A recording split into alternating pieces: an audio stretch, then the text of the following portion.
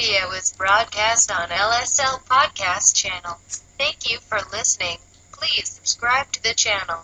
Throughout the show, we're going to be sharing with you some of my favorite renditions of the Star Spangled Banner throughout our last 50 years or so at various events, not just sporting events either.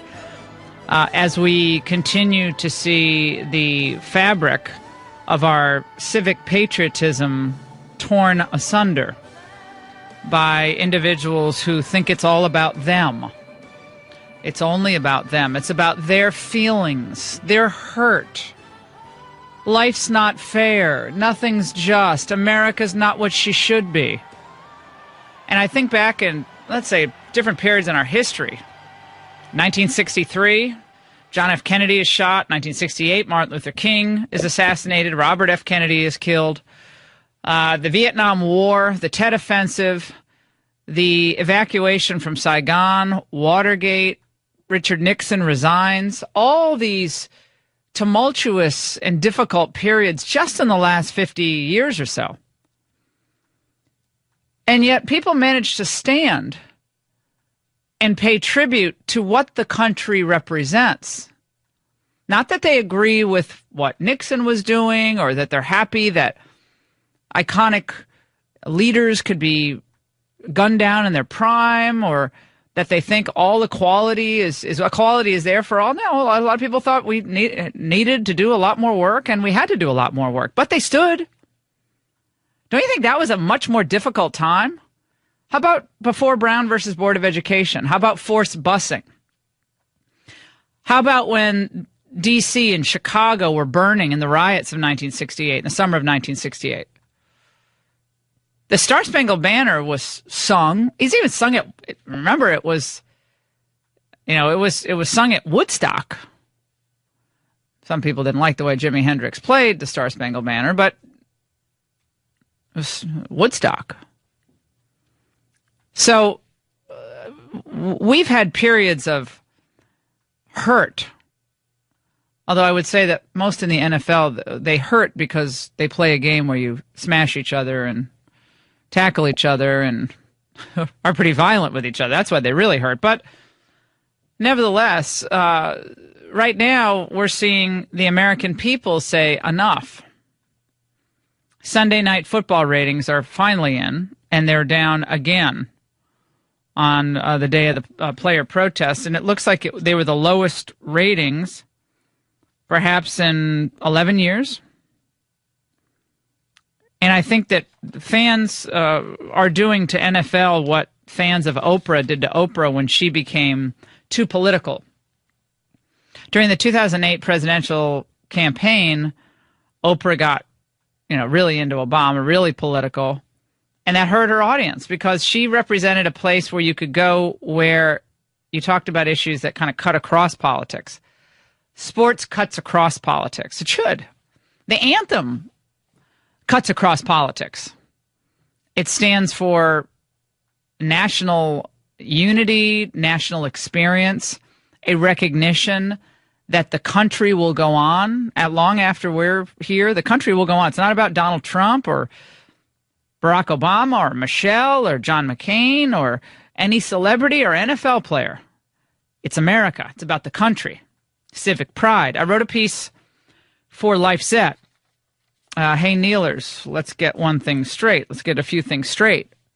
Standing for the anthem, singing the anthem does not mean that you like Trump. When I stood for the anthem at every sporting event that I attended, over the 8 years of Barack Obama, over the 8 years of Bill Clinton, I stood because I love America. I didn't agree with a lot of what was going on politically. It wasn't about me. And it's not about you. And I don't think many of these people really know what their so-called protest is all about. I don't know. I think you really ask them, what is it that is forcing you to stay in the locker room? Or what is it that is forcing you to lock hands? Has there been another attack on America? Has there been another 9/11 that we don't know about? Now, that's a great time to lock arms and raise the flag and salute the flag and sing it. Sing the national anthem. See, I would take this a step farther. I would say you don't put your hand over your heart. You don't start, at least try to sing some part of it. Even if you can't sing very well, try. I don't even like it when people keep their hands on their side and stand. I want you to put your hand over your heart. Take your hat off.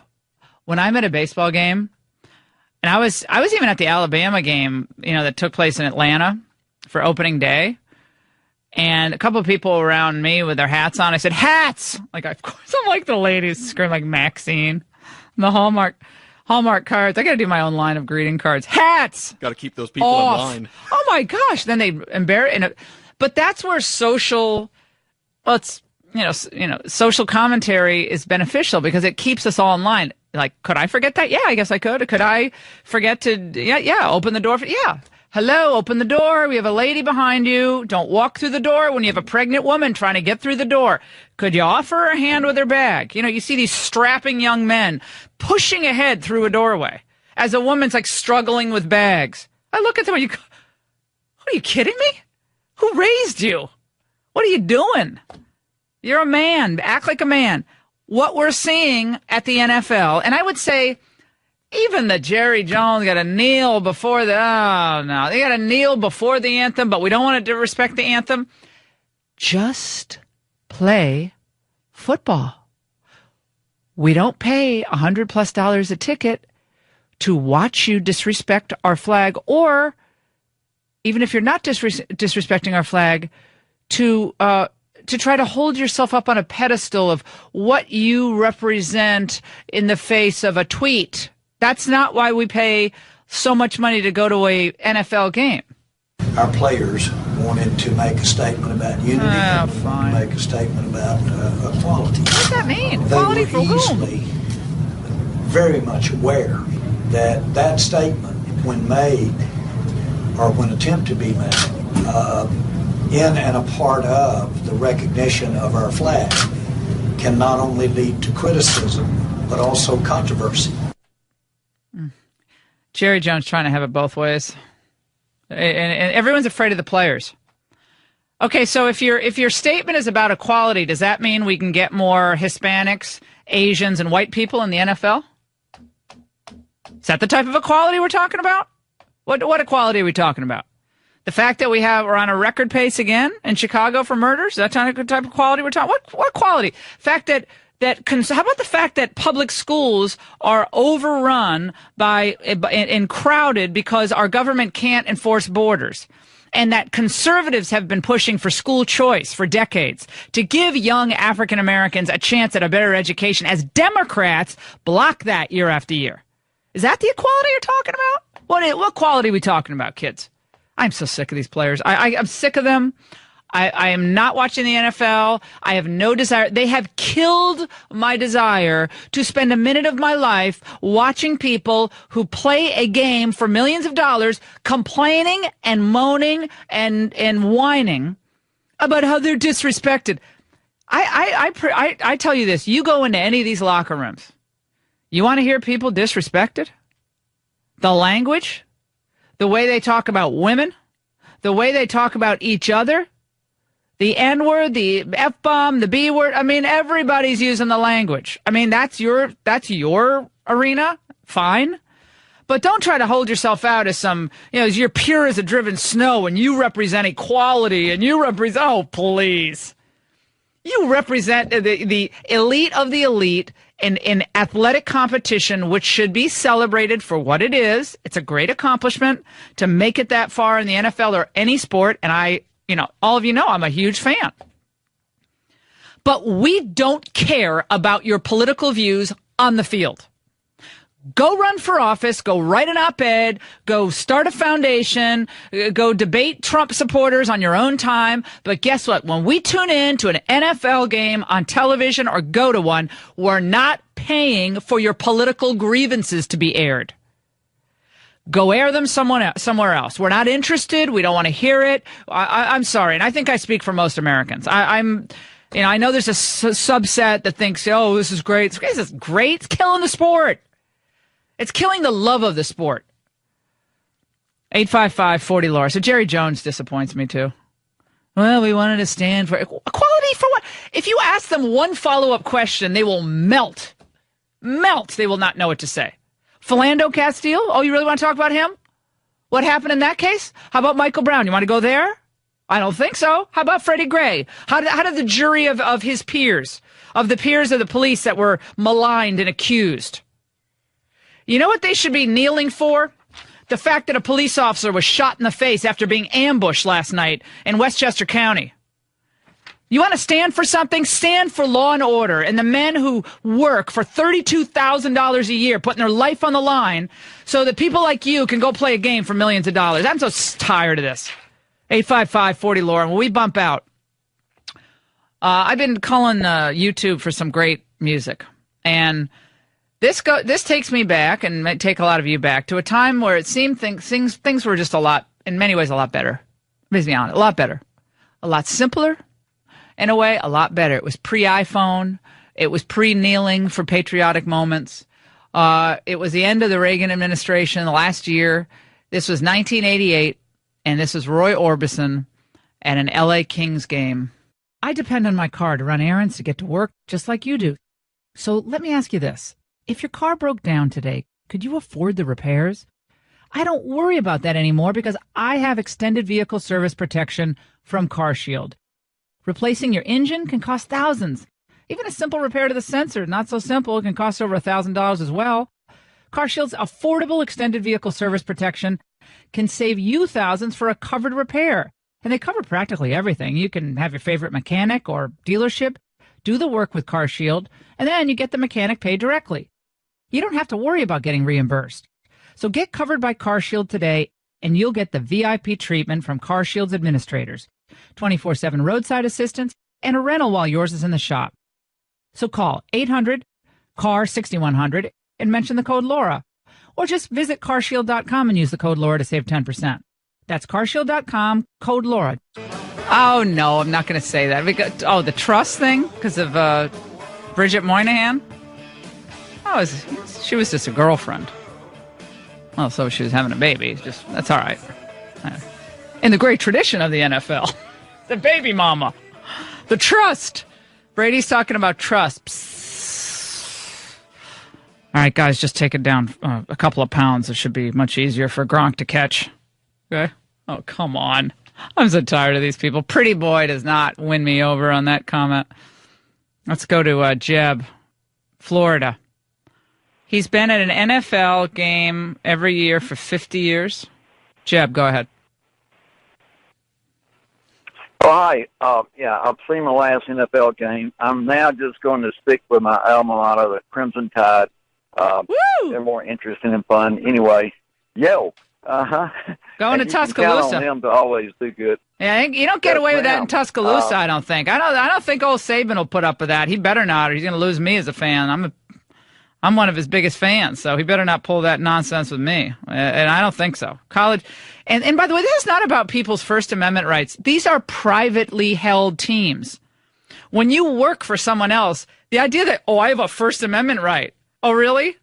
As a flight attendant, try to go on an airplane and scream bomb and see what happens to you. You don't have First Amendment rights. It's a privately held corporation. They can tell you what to say, when to say it. I have a First Amendment right. Yeah, go in a public square and make your point. I'm done with that, too. Let's go to Lenny in Iowa on line 4. Len. Yeah, it just amazes me that the very people that want to destroy the NFL are standing up for Kaepernick and folks like that, and they can't see how that hurts the minorities, because the NFL is 70% black, as I understand it. Those people aren't going to have the great jobs that Kaepernick and those guys have when they let their sport get destroyed. Yeah, I can't say anything else to add to that. That's a great comment. Dennis in New Hampshire. Dennis, I've been going through my old files of my favorite patriotic songs, and I got teared up. I told the kids, 1988, I was just out of college. The country was like on a tear. It was the last year of Reagan. Soviet Union was about to fall. Great, just a great period for our country. To hear Roy Orbison sing that, and he didn't live much longer than that. Dennis, go ahead. Laura, I really wanted to just thank you for that that song. I mean, I still right now, I'm still all choked up. I served 7 years in the United States Army. I'm a 60-year-old self-employed vet. You know, I mean, I work hard every day to make a living to try to pay my bills. And I see these, I can't say the word I'm thinking, Brats. but I see them on the sidelines. Brats. Dennis, thank you for your service to this country. We'll take a break. Sign up now while you still can at lauraforhillsdale.com. And if you didn't care about preserving the Constitution, then, you know, I wouldn't even be bothering to alert you to this great 15-minute program to teach you, regardless of how old you are, regardless of when you went to college, or even if you went to college, doesn't matter. Sign up to take this free online course, and you can download a really cool free course guide. You're going to like it, and it includes great discussion questions. So you'll be ready to defend your country's history, the Constitution, after a quick 15-minute lesson by our friends at Hillsdale. So just go to lauraforhillsdale.com. The free study guide is there, offered as part of Hillsdale's mission to prepare Americans to defend liberty. Not taking a knee, but defending liberty. And once registered, you have access to all the free lessons, and anytime you want, you can watch them. And Pursuing Truth, Defending Liberty with Hillsdale. All you need to do is go to lauraforhillsdale.com. Remember, the offer ends September 30th. Sign up while you still can at lauraforhillsdale.com. Then the flyover. Then they have the flyover. Oh, no, I get goosebumps every time I hear it. It didn't matter if Bill Clinton was president, or if President Obama was in office, or George Bush, or doesn't matter. That's the great thing about the anthem. It doesn't represent your displeasure with a current policy or administration. It's our national anthem. There's very few things that bind us together as a nation. A few civic traditions help at a time where the country is divided. Craig Shirley always reminds me, the great historian, author, he reminds me that the country's always been divided. Since the nation's founding, it's been divided. But there are certain things that we do together as a people that remind us that we are all Americans, through thick and thin, through policy disagreements or unpleasant moments, or even if we're offended. 855-40-LAURA. Before we get to our next guest, let's go to Sean in Florida on line 3. Sean. Yes, good morning. I haven't talked to you in so long since I sang Tangled Up in Blue when you had the Bob Dylan thing going. Go ahead, my friend.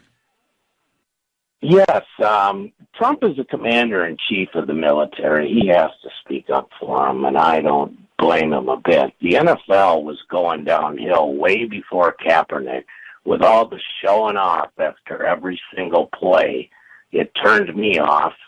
I quit kind of watching as much as I used to, and the ESPN thing, I dumped them. Yeah, I think a lot of people. Back. Yeah, I think a lot of people are just are done with them thinking that, you know, we're paying all this money to hear their political point of view. We're just not.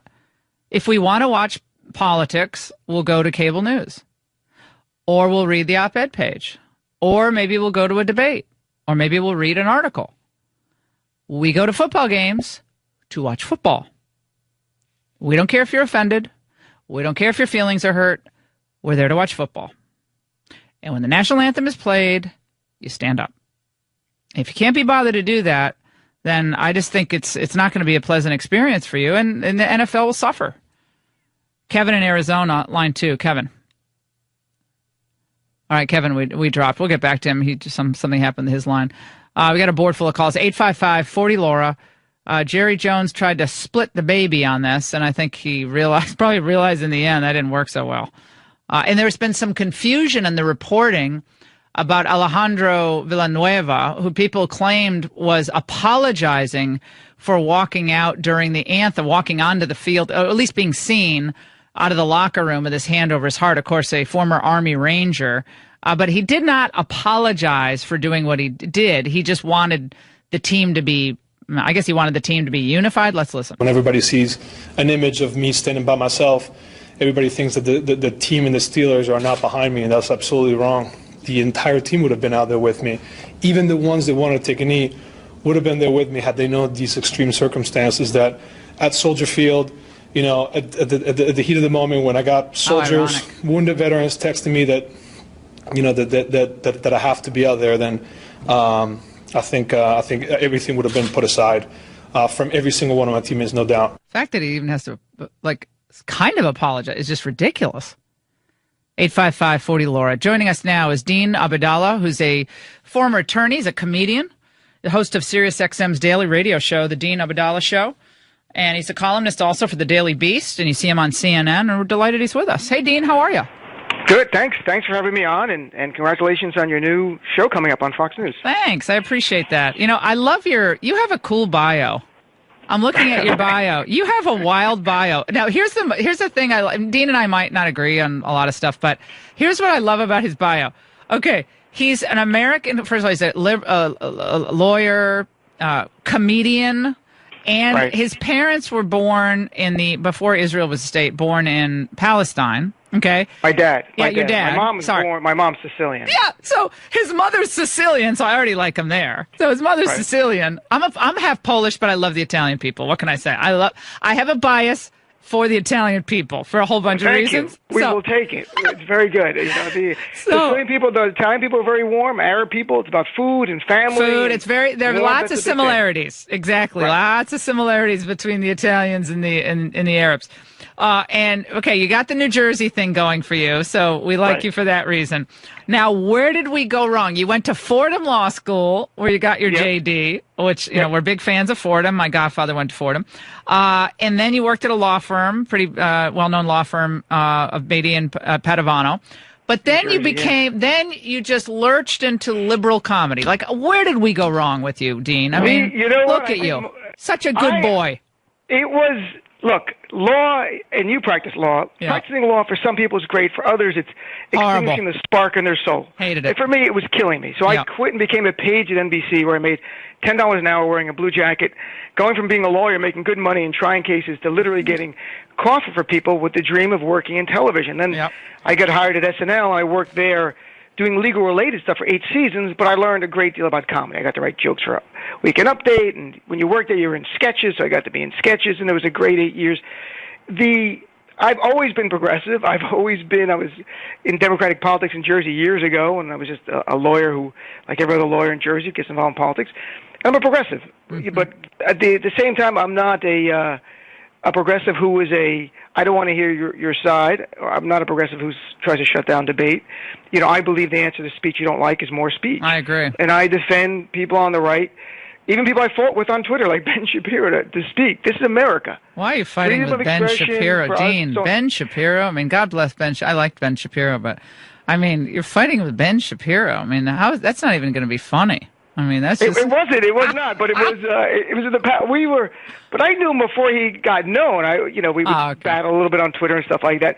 But my point is, I believe so much that the best way to counter speech you don't like is with more free speech. Hey, Dean, I'm listening to you. You sound like you're right out of The Sopranos. I mean, you really got that Jersey accent. You sound like right out of The Sopranos. Well, I love that. I could do an Arabic. Hello, how are you, everybody? How's it going? That would be a whole different. That's pretty good. I've got the Jersey accent. I grew up in Jersey. I live in Manhattan now, just because it's good for work and everything. But yeah, Jersey is a melting pot. It's a beautiful state, and it's viscerally progressive, which is so much better than intellectual progressiveness. It's a mess, New Jersey. I love New Jersey, too.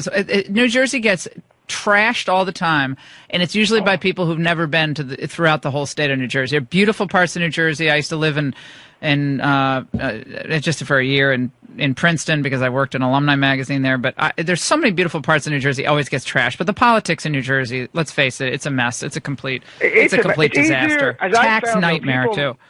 People like to make fun of Jersey. It's easier to get people to like Muslims than it is to get them to like New Jersey, as I found traveling this nation. So I have a question. When you were raised Muslim or you raised Catholic? Your mother Catholic, and then what happened there with the melting pot of the religions? I was raised with both faiths, Catholicism and Islam. There was no holy wars. There was no fighting in our house. We got along. My parents, when they got married, made a deal that we didn't know, saying we're going to raise the kids with both religions. Mm-hmm. And by doing that, you find a commonality in the faith. Like Jesus is important to Muslims. Obviously, theologically, there's a difference. He's not the Son of God to Muslims, but he's very important. And his teachings, real Muslims will tell you follow the teaching of Jesus Christ as well. So you see the commonality. And of course there are differences, but you see this commonality as an Abrahamic faith. Later in life, after my father passed away in me looking at questions about my theology and stuff like that, I gravitated more to Islam. But certainly, I have a strong affinity to Christianity. It's part of my faith. And Judaism is also part of Islam. Despite what people might see by the horrible acts of extremists, mainstream Muslims are getting along great, especially in America, with Jews and Christians, atheists, all working together on various issues. So that's the beauty of it. Unfortunately, the worst of our community tend to define us in the minds of our fellow Americans, and that's part of the struggle. So now that we got that interesting story out of the way, and by the way, I'm still saying you're Catholic. I know you say your mother's Catholic. You're from Sicily. Look, I'm identified Muslim. Sicily. Come on. Yeah, Sicily. I went to Catholic school. I went to Bergen Catholic. Okay, you're Catholic. I know you're Catholic. You're a Catholic with an Islamic understanding. I'm rebranding you Catholic. With a Catholic understanding. Don't you love that? Whatever makes you happy. Who else is going to have? Hey, Dean. Who else is going to have this conversation? It's like you're Catholic with an Islamic understanding. We're just like to bring them all into the Catholic Church. So I'm a Catholic convert. So I'm really strange. You know, I grew up Baptist and then I became Catholic. That's just almost as odd as your whole thing. So it's interesting, but look, we're all fellow Americans, faith or no faith, and we're all fellow Americans. Which brings me to my next topic. So you, as a fellow American, for 8 years of Obama, for 8 years of Clinton, and all these Supreme Court decisions that I don't think were correct, and didn't really represent my view, and things that offended me, I've never once sat for the anthem. I don't get the whole taking the knee thing. Taking the knee is like the opposite of a protest in my view. It's like more humility when you take a knee. But so why does that become a flashpoint for protest where there's so many things you can do to protest? Why the anthem would you protest? Well, I mean, it began obviously a year ago with Colin Kaepernick, and it's faded, to be honest. Then President Trump on Friday in Alabama made it a national issue again, because, to be honest, no one was really discussing this. Little things were going on. President Trump made it a big issue. And President Trump, and I disagree with him probably on everything, frankly, has every right and freedom of expression to say it. What troubled me was him saying, fire people who do this. If a president wants to say, I don't believe in this and I think you should stand up, I defend that. But saying you should be fired for taking a knee or for standing, to me, is what was so troubling about that. That's really the issue to me. Freedom of expression, we're both lawyers. You can express it any way. You want to boycott, if you want to stand up, you want to take a knee. Yeah, but this is not about freedom of expression. I mean, you went to a fancy school like Fordham. I only went to University of Virginia, so what do I know? Great school. I think it's ranked higher than Fordham. But it's still freedom of liberty. You're just about liberty. Liberty is freedom. Dean, it's a private. And as a page or as a researcher at Saturday Night Live, do you think you had, quote, freedom of expression when you were on stage? You could just say whatever you want. There were going to be no consequences? The consequences are we have a debate among Americans saying what people like or what they don't like. That's normal. That's what America's about. When the president says you should be fired for doing this, that's to me where the line was crossed. Besides that, it was not an issue. He wanted to say, NFL, I don't like those guys taking a knee. Okay, big deal. We have this debate. Saying you should be fired, to me, is when you bring it to the next level. Because what's next? Is it you have to stay, now you have to put your hand on the heart, or if you criticize me, then you should be fired? Where does it go? And that's, I think, part of the reason you see us on the left fighting this. It's to preserve freedom of expression either way. If you want to stand, I defend your right. If you want a knee, I defend your right. If you want I get you. I understand. Like, players can say whatever they want. My point is, you're working for a privately held company. The NFL teams are privately held. So you have diminished freedom of expression. The idea that you're being censored, you're not being censored. It's not.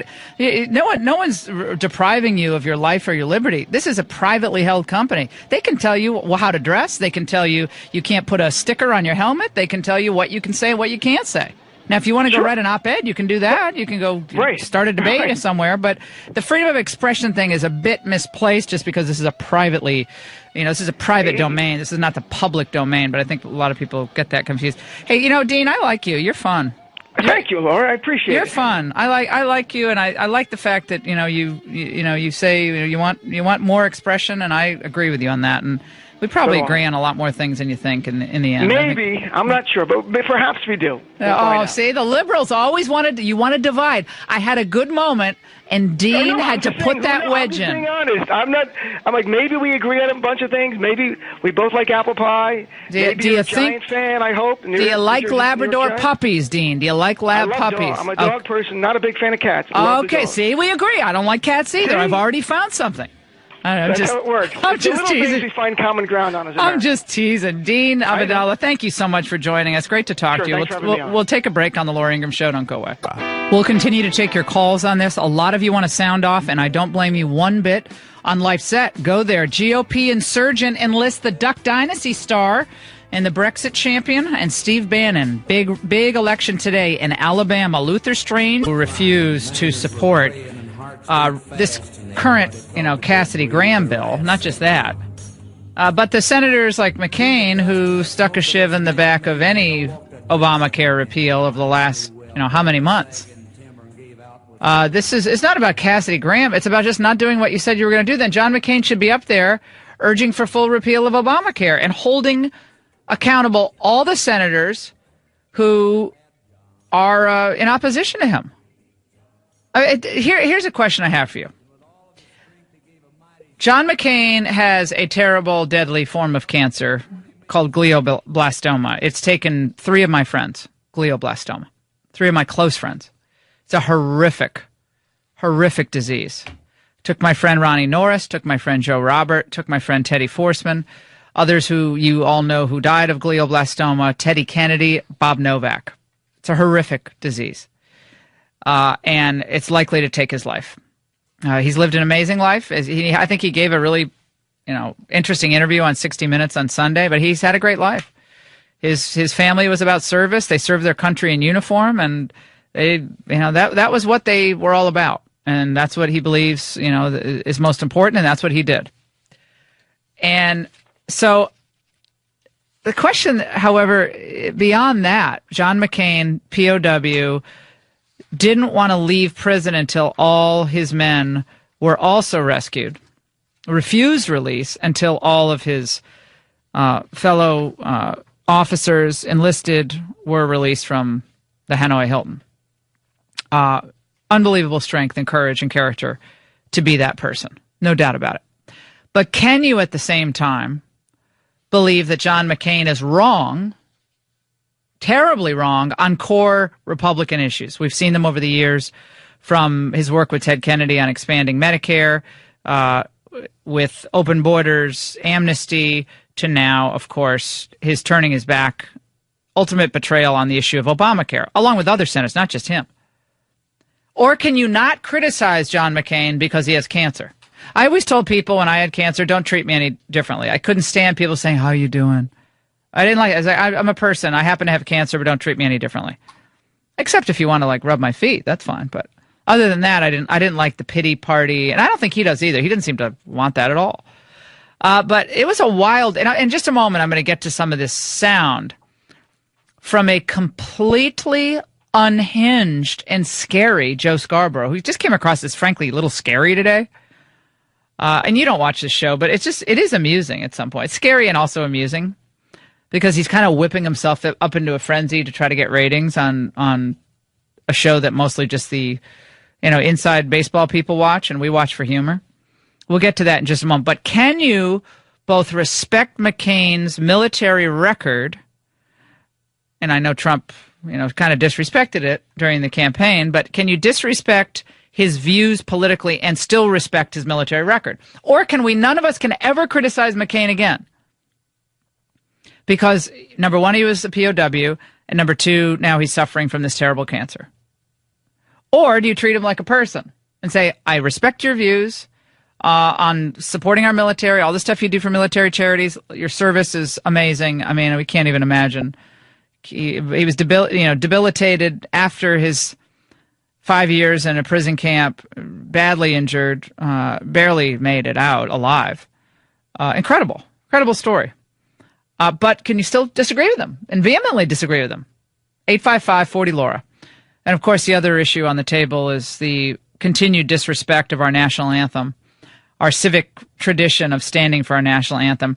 We're trying to do something a little bit different on this show today, not only just taking your calls and hearing from all sides on this issue, but also reminding you of the most beautiful and sometimes unusual, but still beautiful renditions of the Star-Spangled Banner. So far, we've played Roy Orbison from 1988, which brought tears to my eyes.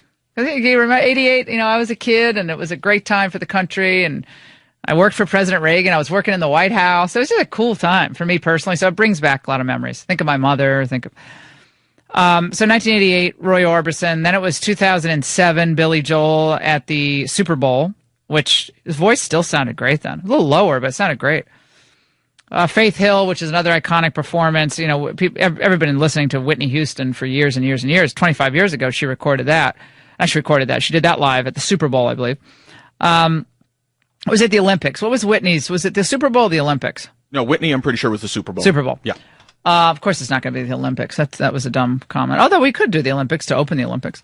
And there was also Glenn Campbell in 1972, which we'll play for you, and others. We'll surprise you throughout the show. And just reminding you of not only the beauty of the song, but what it represented to the people who were in the stands.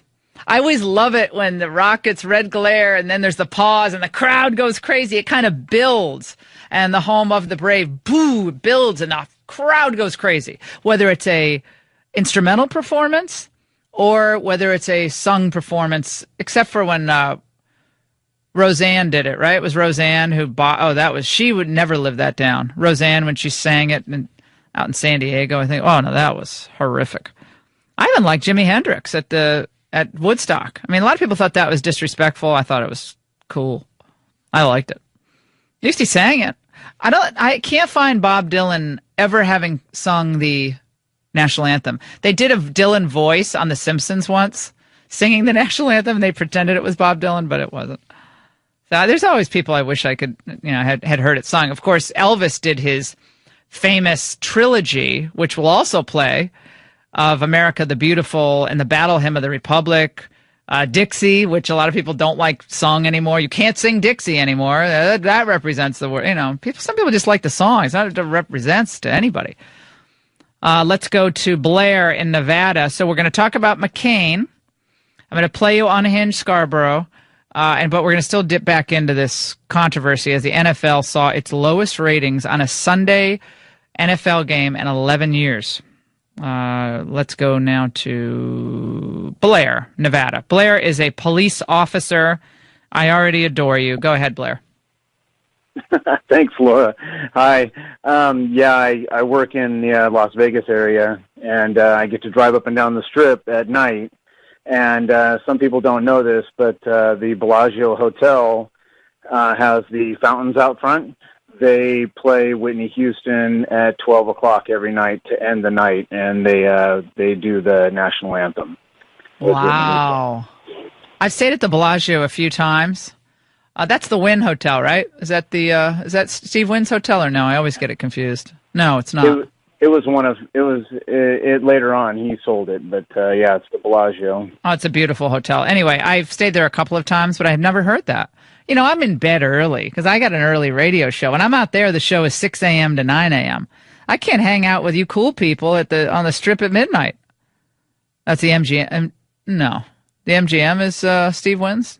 No. The Bellagio is MGM. Oh, it's an MGM hotel. Right. Yeah. James is correcting me. It's an MGM hotel. I have a question for you, Blair.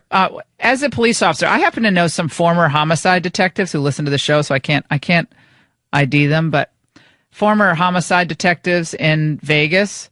Oh my gosh, the stories they tell. I mean, first of all, I have to go. Can I go with you on a ride along sometime when I come?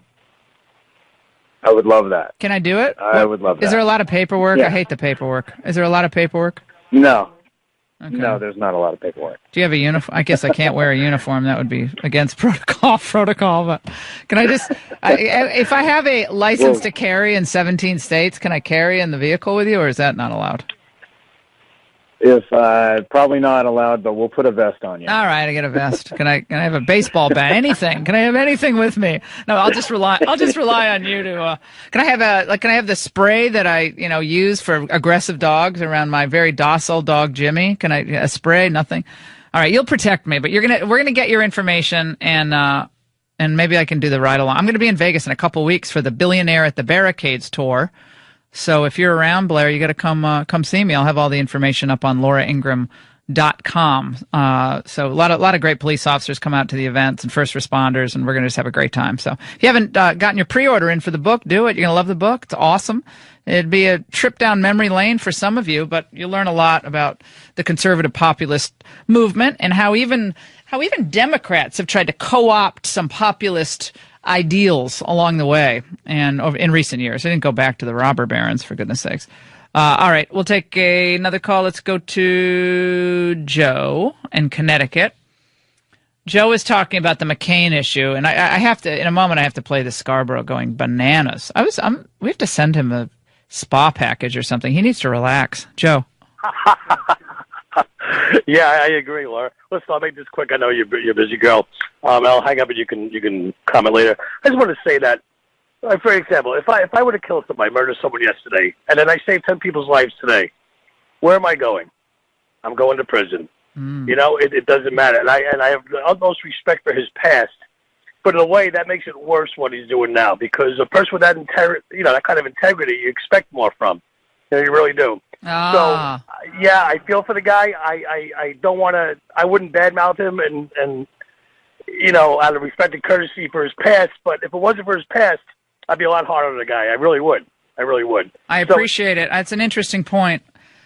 I think that we have to remember that we send these representatives and senators to Washington to represent the people, not their own personal whims and desires. It's the people's interest. And when you campaign on an issue as vigorously as the Republican Party campaigned on the full repeal of Obamacare, and then when you get all the majority in the Senate and the House, the majority, not all the majority in the Senate and the House, you get the White House, you got a president who's willing to sign it, and you don't do it, are we supposed to just sit mute because someone has a terrible disease that, frankly, has felled so many Americans over the years?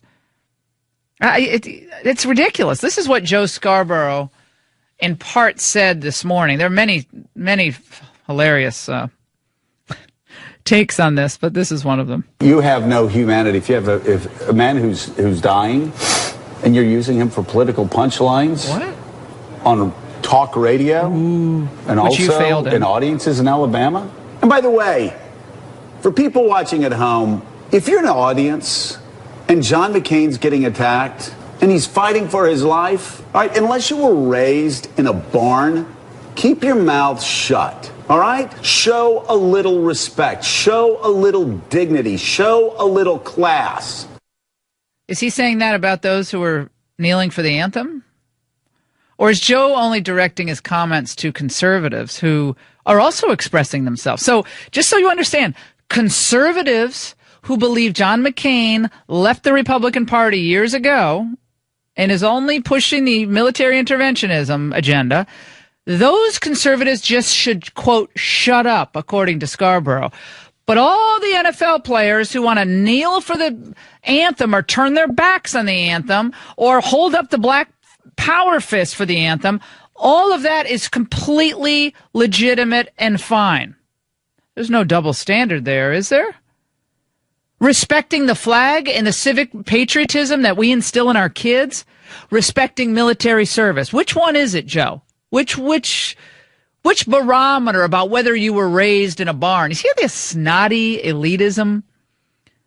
Boy, you can take the kid out of Tallahassee, but and you take him out, sometimes crazy things happen. You get Manhattan in the brain or something. I don't know. You got 30 Rock on the brain.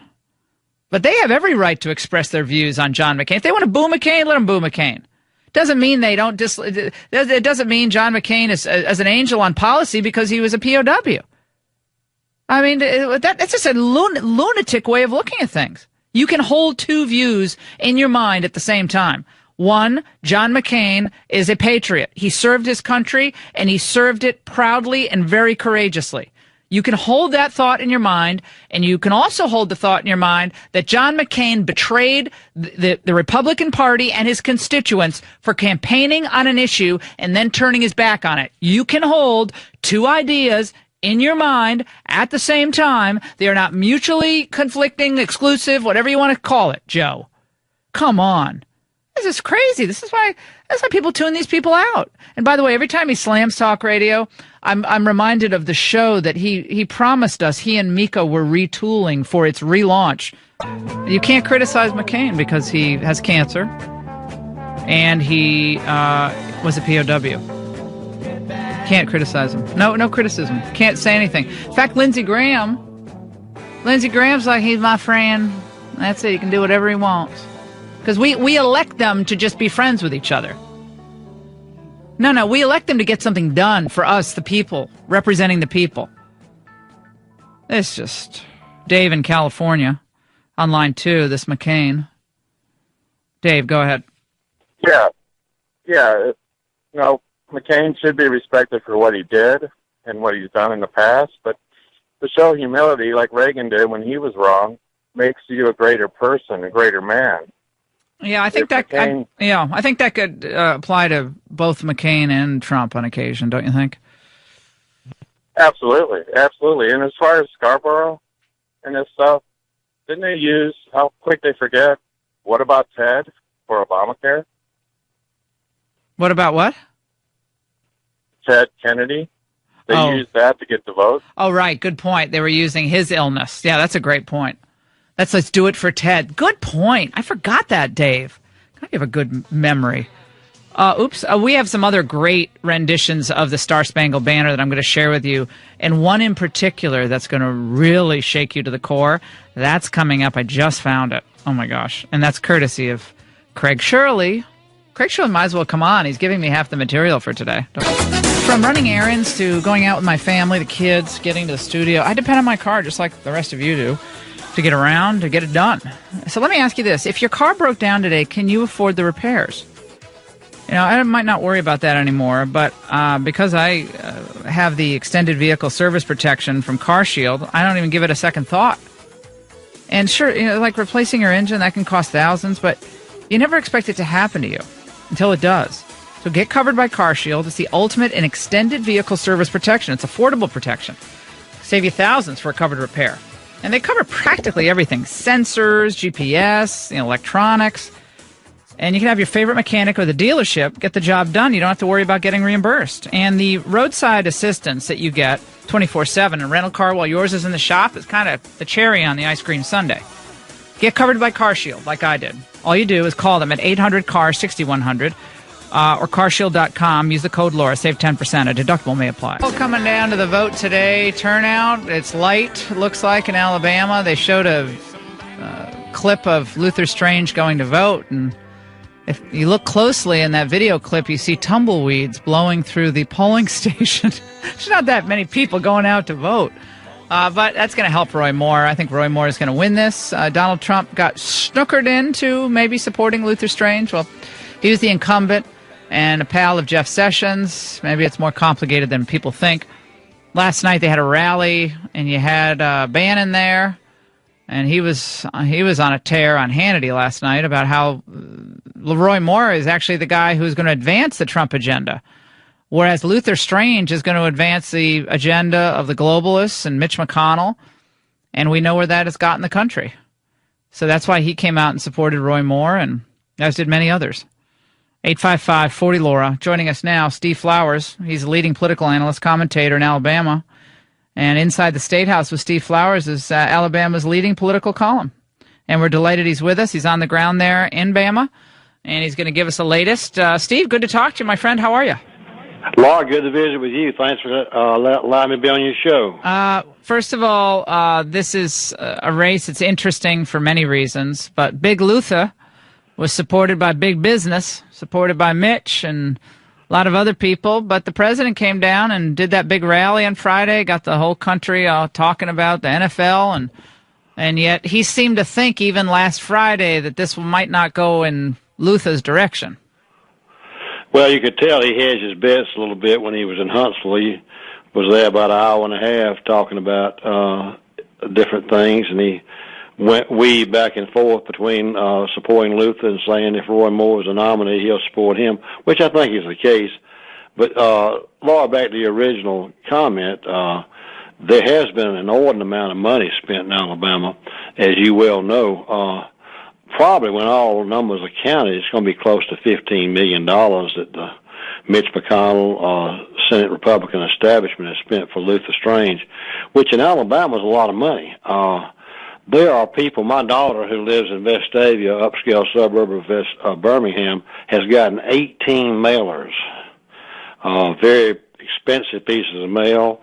The negative ads on Moore come every 5 minutes on television.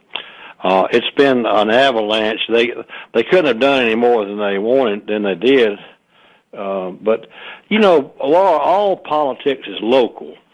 And they want to make a national issue about Trump, a referendum on Trump, and it's not necessarily that. Moore is sort of a folk hero here. Alabama is, as you may well know, a very, very religious state. If the South is a Bible Belt, we're the buckle. And, you know, Moore has been around 20 or 25 years, and he has been removed from the Supreme Court of Alabama as Chief Justice about 15 or 20 years ago for bringing the Ten Commandments to the judicial building. Then, 4 years ago, the voters of Alabama elected him overwhelmingly against two well-financed opponents, establishment opponents, in a Republican primary for Chief Justice again, and they overwhelmingly elected him without a runoff against those two people. You know, and then 4 years later, or 3 years later, some vague Judicial Inquiry Commission removes him from the bench for saying he's against gay marriage. Well, I can tell you in Alabama, it may not be this way in San Francisco, but in Alabama, you couldn't be dealt a better hand in a Republican primary to enter the race for being kicked off your job as Chief Justice being against gay marriage. So whoever got Roy Moore in this race was looking at facing a volcano. He was destined to win his next race, and he has about a hardcore 30% of the electorate. That doesn't mean, you know, the whole Republican electorate favors Moore, but our evangelical vote, who is dedicated to Roy Moore, who identifies with Roy Moore, amounts to 30%. Well, as you alluded to earlier, and very astutely, that when you have a low voter turnout, which is not a bad reflection on Alabamians, any state who had a special election in the middle of the summer, or September 26th, for one race on the ballot to go vote, it's going to be a low voter turnout. It was 18% on August 15th. It'll probably be 12% today. But as you alluded to, when you have that low turnout, more supporters are going to vote. So it makes it more accentuated. His vote total becomes more accentuated. For example, his 30% of the hardcore vote of Alabamians in a Republican primary drove him to close to 40% with an 18% turnout. Well, it'll probably be closer to 56 or 58 tonight.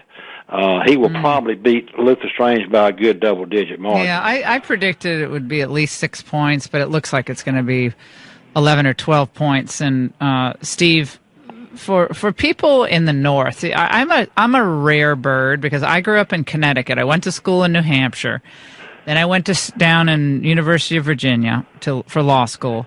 But I feel like I pretty much for my whole life have felt like I was more closely aligned with the South, and it's kind of the traditions, the patriotism. I grew up Baptist. I'm a Catholic now, so it's heresy down there in Alabama. But nevertheless, I've just always had an affinity for the South. I love the South Southerners. likes you. You're very popular in the South. Yeah, I love the Southerners. I just love the Southerners. And I think race relations are better in the South now than they are in the North. Okay, I think people live together. They get along better. It's not the constant guilt trip that people are giving each other as it is in, frankly, parts of the world where I lived and grew up.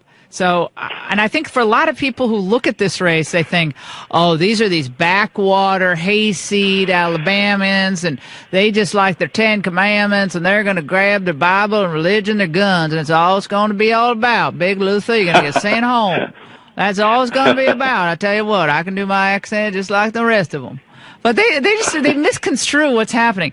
Alabama sees the country slipping away bit by bit. And you're right. It's one nation under God for them. They really believe that. And just because Trump comes down and does a rally for Big Luther doesn't mean they're going to go along with Trump. No, they don't, Laura. And the interesting thing about it is, the ironic thing is, most of the same people who voted for Donald Trump are Roy Moore supporters. The example is that the Luther Strange rally that Trump came and endorsed Strange on Friday night in Huntsville, 80% of those people were going to vote for Roy Moore. I mean, they just came to see Trump. The Venn diagram, the Venn diagram, going back to our 8th grade math, is just a strange one for this race. He got some bad advice. 80% of the people at that rally were for Roy Moore. And you could tell from the applause. And so it was, and they had more stickers on them. I mean, they went on because they like Trump. But here's the thing about it is, I would contend that they like Moore better than they do Trump. Ooh. When you make a choice, plus Alabamians have a interesting twist, Laura. Historically, Alabamians have resented someone coming in here and campaigning for somebody else. That's why I didn't come down there. I wasn't going to get involved. But they think especially an intra-party battle. Mm-hmm. I mean, which was very unusual. But I don't think that Trump hurt, but I don't think he helped Strange any. Mm-hmm. I think the die was cast in this race from the beginning, and the establishment Republicans, Mitch McConnell folks, did not. They could not have done anything more than they did. You can't. I mean, $15 million in Alabama is a lot of money. I always say, we're talking to Steve Flowers, probably a renowned political reporter, commentator, columnist in Alabama. I would say that Roy Moore is to Alabama politics what Bear Bryant is to Alabama football. Is that a pretty good analogy from a Connecticut girl? Well, I wouldn't put Roy Moore in that category, because we take our football a lot more serious than we do our politics. Okay. But in a Republic, among the evangelical voters, he has become a folk hero. But Lord, let's don't compare Alabama politics to Alabama football. I'm not going to do that anymore. That's a mistake. Bear Bryant is like, they think of him as God. Well, all I know is I say a little prayer every time I go to the bear statue in Tuscaloosa. I say a little prayer on Champions Walk there. I say a prayer every time I walk by there. I'll be there for the LSU game. Good. Well, I'll be there. They say Steve Scalise is coming from Louisiana. Oh, let's have some fun. I'll get your information when we get off, but I got to meet up with you when I'm there in town. I'm going to bring my kids. I got some friends coming. We're going to have a ball down there. Maybe I'll drag James down there. I'm the analyst for the University of Alabama Radio and Television, so I'll be there. And we've invited Steve Scalise, who, of course, is Louisiana. God bless him. How is he doing? We don't hear about his recovery anymore. How is he doing? They say he's doing better, but he went through a rough time. Terrible. I think. Terrible. We love our football, Laura. You know that. Well, I got my team. Bama's my team. Again, my mother was a Bear Bryant fan. Don't get on me for jumping on the winning train. That's not how I did it. I've been a fan since 1973. Okay, so I don't need people getting on me. Steve, I have to have you say the following phrase again. Hardcore conservative. Say that phrase. Hardcore conservative. I love the way you say hardcore. Hardcore. That your accent, I actually think, is disappearing in Alabama, and I love it. It's a Don't you agree? Getting old. Well, I'm getting old. I'm 65 years old, so I'm not. Yes. I may sound like I'm real old. 65 years old. But you see that years. You hear that years? That's actually the vestiges of the British accent. You see years. Actually, years. Those of us who grew up in the Black Belt part of Alabama that have been here a long time, our families have, actually came from Virginia. Oh, it's a Virginia high. What did I just said to my producer? It sounds like the high Virginia accent of Lexington and around where VMI, that whole, I said, because you walk about the house. That's exactly what I said to James. He's not making it up. It's true. High Virginia. Our folks that settled the Black Belt part of Alabama came from Virginia. The Tidewater area of Virginia. Our ancestors oh, my gosh. This is my friend John Thornton's dad, he went to law school with me. He's from Tidewater, and his dad and you sound exactly the same. That's why I thought of it, because I know voices and I know accents. So you're fun, Steve. I hope we have more times to talk together about politics, because this is fun. I love having you on. Come back anytime. Let's do that. I'd love to do it. I really enjoy it, and you're a legend. Alabama folks love you. Well, they're my peeps there, so I either got to buy a house in Vestavia Hills myself, or I don't know, do what. But I'm not going to go down there and tell people how to vote. I'm not going to do that. I'm not going to do that. No, you need to stay out of other people's races. That's the old cardinal rule in Southern politics. You need to stay out of other people's races. Right. The way they look at it is, we were nice enough to elect you to this office, then you ought to be thankful and leave other races alone. Very interesting. You ought to be appreciative of what we elected you for. Very interesting. Steve Flowers. I'll see you at the LSU game. We'll get I'll make sure I already have your info. So I'll call you and we'll definitely get together. I look forward to seeing you in Tuscaloosa. All right. You take care. We'll be looking forward to seeing what happens tonight in Alabama. The returns will be in early, so probably about 8 o'clock. They'll know 8:30. We'll take a break on the Laura Ingraham Show, close this out, and when we come back, a rendition of the Star-Spangled Banner that might just... Marian Anderson became the first African-American woman to perform with the New York Metropolitan Opera in 1955. Okay, she was born in 1897, and she performed at the Lincoln Memorial in 1939. Her whole performance helped set the stage for the Civil Rights era. Amazing. She was born in Philadelphia, Pennsylvania. This is what she did on Dwight Eisenhower's